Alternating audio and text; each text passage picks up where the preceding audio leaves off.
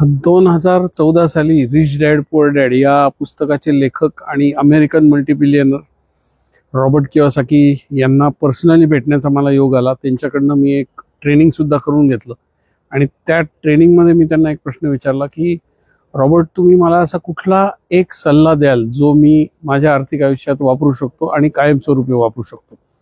त्यावेळेस जो सल्ला त्यांनी मला दिला तोच सल्ला मी आता तुम्हाला देतोय. मला रॉबर्ट कियोसाकींनी सांगितलं की तुम्ही एक अशी सिस्टीम बनवा लवकरात लवकर की ज्याच्यामध्ये तुमचा सगळा काही घर खर्च आहे किंवा जगण्यासाठीचा जो खर्च आहे तो फक्त व्याजातनं चालेल किंवा प्रॉफिटमधनं होईल. सो तुमच्या मुद्दलीला हात लागणार नाही अशी सिस्टीम लवकरात लवकर लाईफमध्ये बनवा. सो त्यांनी दिलेला हा गुरुमंत्र मी पुढच्या काही वर्षात राबवला आणि आता मी बऱ्याच अंशी पॅसिव्ह इन्कमवर जगतो. माझ्या मुद्दलीला हात लागत नाही, माझ्या मूळ गुंतवणुकीला मी हात लावत नाही आणि दुधावर जी साई येते त्या साईवर मी मजा मारतो.